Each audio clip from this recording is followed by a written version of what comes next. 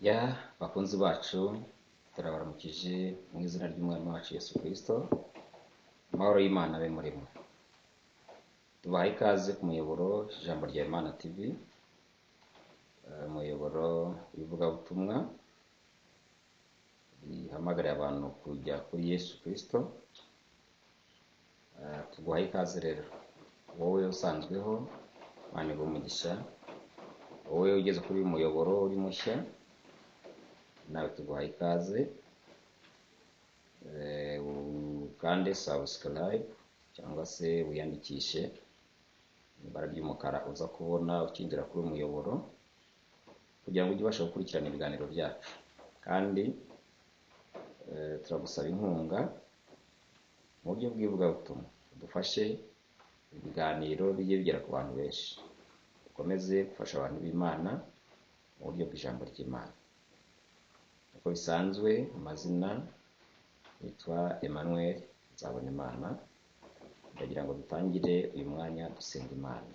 Mana turagushimiye, tugushimiye umwanya mwiza uduhaye, turakwinginza ngo urukire kubana natwe, ushyigikire umurimo wawe. Umuntu wese udukurikiye akugireho umugisha, kandi nanjye Umwuka Wera ankoreshe, ntabwo ari njye, izina ryawe ari ryo, ufasha abadukurikiye n'abazadukurikira mu izina rya Yesu. Amen. Yego, dukomeze muri uyu mwanya w'ijambo ry'Imana. Kuri uyu munsi twabazaniye teme cyangwa se intego ivuga ku mateka y'intumwa za Yesu, ubuzima babayemo, amateka yabaranze, umurimo bakoze n'iherezo ryabo. Twari 12 tuzabavugaho, ariko munyemerere uyu munsi tugiye kuvuga ku ntumwa yitwa Simon Petero, Simon Pierre. Niyo ntumwa tugiye gutangiriraho kuri uyu munsi, ariko tuzagenda tuvuga kuri buri ntumwa, amateka yayo, ibyo yakoze, uko yakoze umurimo n'iherezo rya buri ntumwa za Yesu. Uyu munsi rero tugiye kuvuga ku mugabo bita Simon Petero. Ndagira ngo tubanze dusome ijambo ry'Imana dusanga mu gitabo ubutumwa bwiza bwanditswe na Luka, ibice 4:6 umurongo wa 12. Ibice 6 umurongo wa 12 handitse ngo, nuko muri iyo minsi avayo ajya ku musozi gusenga, akesha ijoro asenga Imana. Ijoro rikeye ahamagara abigishwa be, atoranyamo 12 abita intumwa: Simoni uwo yise Petero, na Andereya mwene se, na Yakobo na Yohana, na Filipo na Bartolomayo, na Matayo na Toma, na Yakobo mwene Alufayo, na Simoni witwa Zerote, na Yuda mwene Yakobo, na Yuda Iskariyota wahindutse umugambanyi. Hano hatweretse amazina y'intumwa zose. Yesu yaraye ijoro asenga, bukeye mu gitondo abari abigishwa bamukurikiraga atoranyamo intumwa. Uyu munsi tugiye kuvuga kuri uyu Simoni wiswe Petero. Imana itugirire neza. Kandi turasoma ijambo ry'Imana dusanga muri Matayo, ubutumwa bwiza bwa Yesu Kristo bwanditswe na Matayo. Soma ibice 4 umurongo wa 18 kugera ku 20. 18 haravuga ngo, agenda iruhande rw'inyanja y'i Galilaya, abona abavandimwe 2, Simoni witwaga Petero na Andereya mwene se, barobesha urushundura mu nyanja kuko bari abarobyi. Arababwira ati, nimunkurikire nzabagira abarobyi b'abantu. Uwo mwanya basiga inshundura baramukurikira. Imana itugirire neza. Uyu mugabo bita Simoni, umugabo witwa Petero, Simoni niwe tugiye kuvugaho ku mateka ye. tuze no kuvuga ku iherezo rye. Wowe dukurikiye, wowe uzadukurikira, tuzagenda tuvuga ku ntumwa kugera ku mubare wa 12. Na Yuda Isikariyota dusomye hariya Bibiri tubwiye ngo wahindutse umugambanyi, nawe tuzamuvugaho. Imana tugire neza. Uwitwa Balamu, kaduhere kuri umugabo witwa Balamu, watumwe na Baraki ngo ajye kuvuma ubwoko bw'Imana bava mu Egiputa bari mu bagenda basabye inzira yo guca muri icyo gihugu. Bakavuga atari aba bantu ubu bwoko bw'Imana ubwo mu bureba ibihugu bagiye bacamo hajyamo amateka, abagiye babaganira bagasuzugura Imana yabo bagiye bahura n'ibibazo. Bati rero twebwe reka dutume Balamu, wari umuhanuzi ukomeye, agenda batuvunira abavume bapfe nabi. Igitabo cyo kubara igice cya 23 umurongo wa 10 hatwereka izo nkuru. Ariko Balamu agiye kubavuma, umwuka w'Imana muzaho, aravuga ngo dore uko basa neza, tangira kubataka, dore uko bameze. Arangiza avuga ngo icyama nkapfa nk'abakiranutsi, cyama nanjye ubwo nkaba umukiranutsi nkazagira iherezo ry'abakiranutsi. Ariko Balamu nubwo yabivuze mu buryo bw'ubuhanuzi ntabwo byamuhiriye.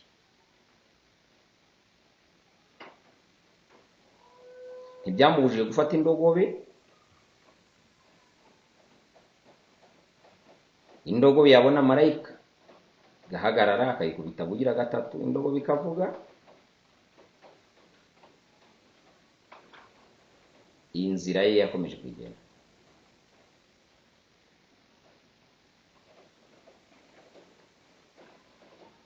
Ikibabaje nuko ijuru ritigeze ryakira iryo sengesho rya Balamu, ndetse byaribonye nk'igiteye iseseme mu maso y'Imana. Hakurikijwe ko yatangiriwe cyangwa se yatangiriwe n'intumwa yaturutse mu ijuru, yamutangiriye ariko akanga agakomeza inzira ijya kurimbuka. Marayika w'Umwami Imana yaramutangiriye ariko waranga akomeza inzira ijya kurimbuka. Nusoma kubara igice cya 22 umurongo wa 32 ugageza kwa 35 uzahasanga ayo magambo. Nusoma igitabo cy'Imigani 28:9 uzasanga aya magambo. Uyu mugabo wita Balamu, umwuka wera yamujemo agiye kuvuma, ariko atangira kwifuza gupfa nk'abakiranutsi. Urupfu rw'abakiranutsi rero turaza kurugeraho ku iherezo ry'uwo mugabo wita Petero. Petero yashoje ate? Petero yakoze ate? Byarangiye gute? Amateka ye ni ayahe? Nibyo tugiye kuvugira muri iki kiganiro. Ariko urupfu rw'abakiranutsi ni urwo kwifuzwa. Imana tugire neza. N'uyu Balamu wari ugiye kubavuma yararwifuje nubwo bitamuhiriye. Rero kandi uyu Balamu ntabwo yari akwiye kwifuza iherezo ryiza ry'abakiranutsi kandi yaranze kunyura mu nzira y'abakiranutsi banyuramo. Kuko urupfu rw'abakunzi b'Uwiteka ari urw'igiciro cyinshi mu maso ye. Zaburi 110 ku murongo wa 10. Zaburi 110 ku murongo wa 10. Urupfu rw'abakunzi b'Uwiteka ni urw'igiciro cyinshi mu maso y'Imana. Imana tugire neza. Rero Balamu yifuje uru rupfu ariko yanga guca mu nzira y'abakiranutsi. Hari abantu bifuza kuzapfa nk'abakiranutsi ariko baranze guca mu nzira y'abakiranutsi.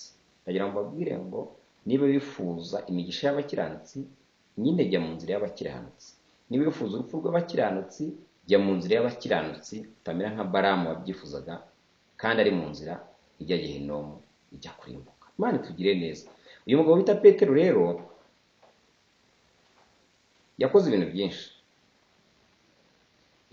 byinshi. Iyi ntumwa Simoni Petero, izina Simoni risobanura uwumva. Simoni risobanura uwumva, Petero rigasobanura ibuye cyangwa se Pierre, stone. Pierre cyangwa stone, ibuye iringiri wafata. Yavuze Pierre aba ari ibuye. Tubitandukanye, Pierre na roche. Hari ibuye, hari urutare, ni ibintu bitandukanye. Rero Simon Pierre ni uwumva kandi ibuye. Hanyuma uyu Simoni yaje kwitwa Petero, abyiswe nande? Na Yesu. Yesu niwe wamwise ibuye, niwe wamwise Petero. Luka 6:12 twahasomye. Imana itugire neza. Yamuhamagaye ari Simoni ariko amwita Petero, niwe turi kuvugaho.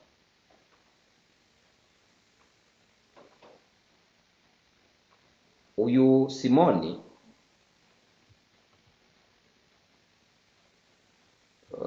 amateka twereka ko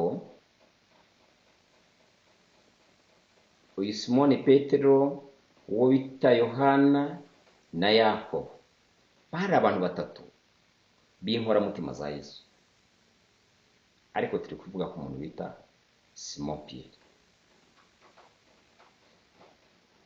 Uyu Simoni yari umugabo,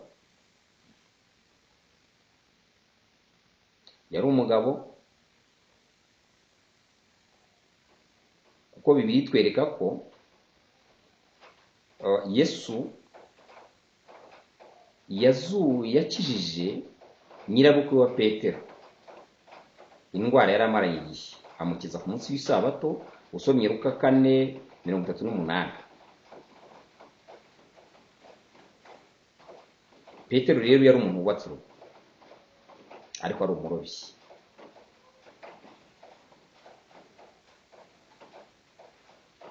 Hanyuma uyu mugabo Petero ahamagawe mu zindi ntumwa n'umuvandimwe we, ariko ubu turi kuri Petero. Simoni yahamagawe, yari yubatse urugo, yari umugabo wubatse, kandi nibyo hari aho yageze abaza Yesu, aravuga ati ariko mwigisha, nkatwe wahamagaye tugasiga abana, tugasiga abagore, tugasiga imiryango, tugasiga ibintu, uzatugororera iki?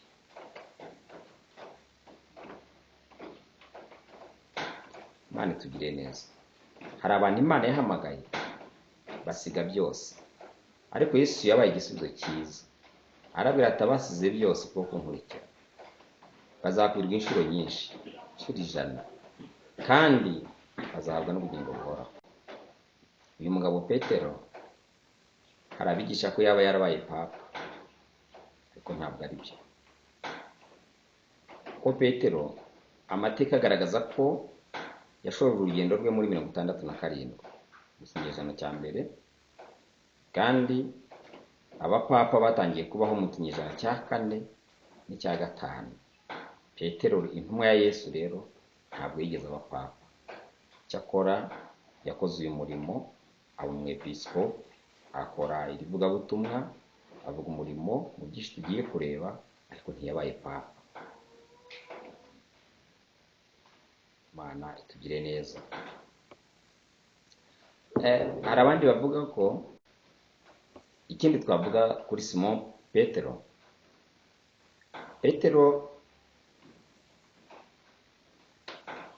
abantu benshi bavuga ko ari we wubatsweho itorero, ariko nabyo si byo. Yesu yahamagaye Petero, aramubwira ati Petero, aramubwira ati ku rutare niho nzubaka itorero ryanjye.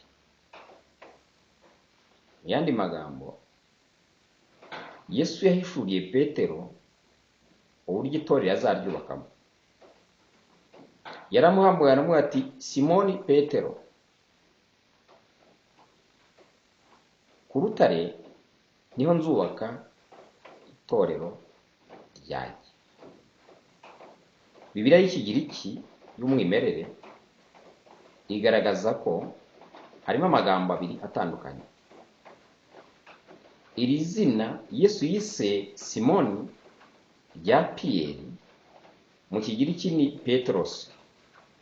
Rero Kristo Yesu yahamagaye Piyeri amubwira ati Petero, Petros, Petro, ku rutare Petra, kuri Petra niho nzubaka itorero ryanjye.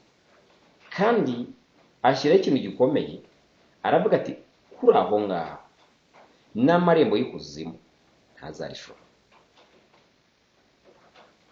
Urutare rero ntabwo rwubatse kuri Petero, itorero Purito ntabwo ryubatse kuri Petero, ntabwo ryubatse ku ibuye, ahubwo ryubatse ku rutare. Imana ishimwe. Kandi rutare ni Yesu. Urutare ni Yesu. Yesu niwe rutare. Imana itugire neza. Nituza gusoma urwandiko rwa mbere rwanditswe na Petero, ibice biri umurongo wa 4, turaza kuhasoma, ariko reka tuhasome urwandiko rwa mbere rwanditswe na Petero, ibice bibiri umurongo wa 4. Tuhasome twumve icyo hatubwira. Urwandiko rwa mbere rwanditswe nande? Na Petero, ibice bibiri umurongo wa 4. Haranditse ngo nimumwegere, niwe buye rizima ryanzwe n'abantu, ariko ku Mana ryaratoranijwe riba iby'igiciro cyinshi.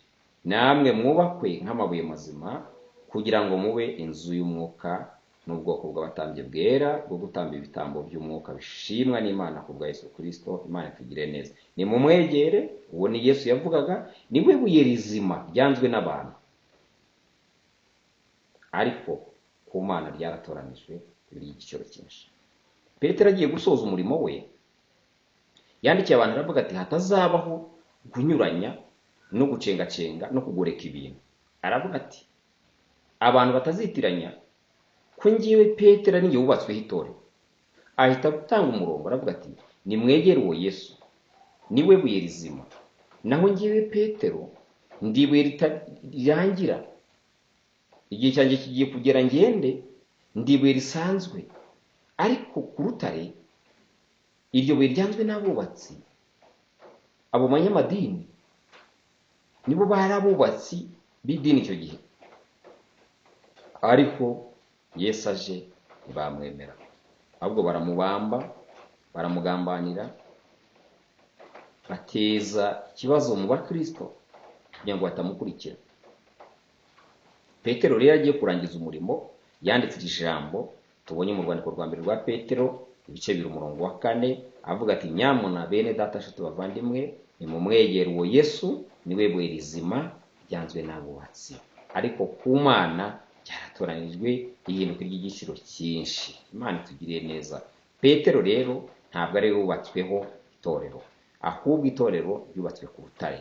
Yesu niwe muzi, niwe fondation, niwe nyiri itorero, ndetse n'icyemezo cy'itorero niwe cyanditseho, niwe nyiraryo.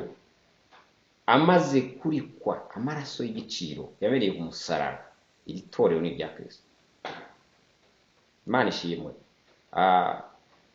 Bararirimbye ngo itorero ni irya Kristo, igihango ni amaraso. Bakavuga ngo ari ku ngoma iteka ryose. Imana ishimwe. Itorero ni irya Kristo, igihango ni amaraso dufitanye na Yesu. Igihango dufitanye na Yesu ni amaraso. Itorero ni irya Kristo rero, ntabwo itorero ryubatswe kuri Petero, kandi Petero ntiyigeze aba papa, kuko Petero yagiye mu kinyejana cya mbere ahagana mu mwaka wa 67. Imana tugire neza. Kandi amaze kugenda, urumva umurimo warakomeje, cyo kuri yabaye mu episkopi, yakoze umurimo, yavuze ubutumwa. Imana ishimwe. Ariko ntiyabaye papa. Twumvise ko abapapa badutse mu kinyejana cya 4 n'ikinyejana cya 5. Ndagira ngo rero dukomeze kuri aya mateka ya Petero, niwe twavuze tuvugaho uyu munsi. Tuze kureba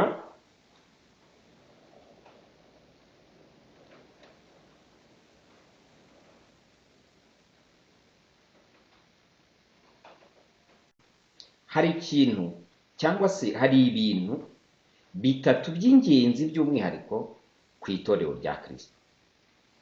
Cya mbere, itorero rya Kristo ryubatswe na Kristo ubwe. Kabiri, aryubaka kuri we, aryiyubakaho. Gatatu, kandi nyuma y'ibyo bibiri, niwe waryubatse, aryiyubakaho, nta muntu n'umwe yigeze ariha uwo ari we wese, ahubwo arigira irye nk'umutungo we bwite. Ni ukuvuga ngo nyiri itorero ni Yesu, iwe nyiraryo, ibindi byose ni ukubeshya. Imana itugirire neza. Petero rero abikiwe ubugingo buhoraho, ariko si we ufite imfunguzo z'ijuru. Nta nubwo ari mu ijuru. Icyakora abikiwe ubugingo buhoraho, asinziriye aho abera basinziriye bategereje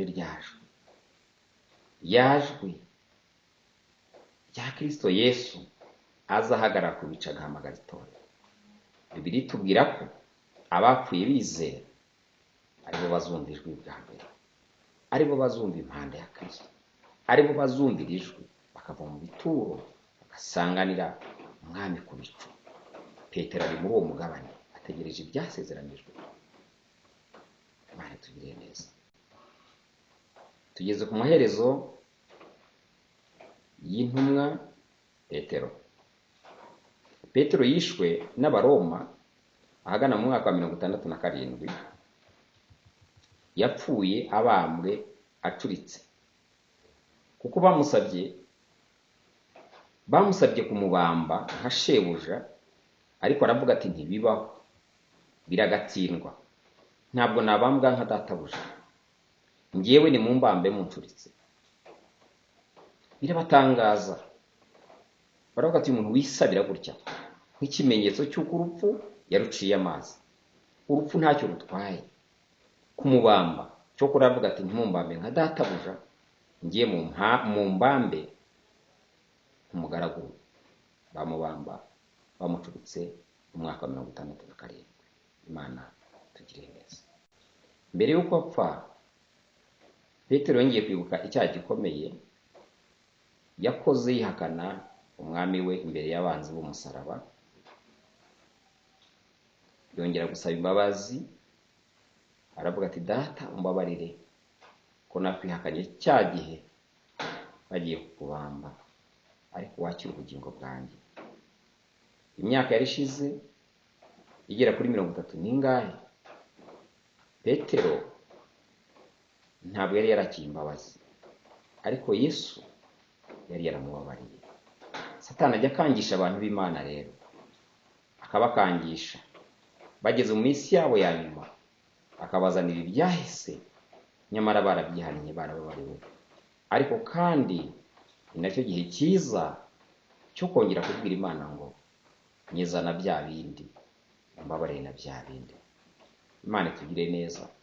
Nuko Petero yagiye, nuko Petero yatashye, nuko Petero yatabarutse.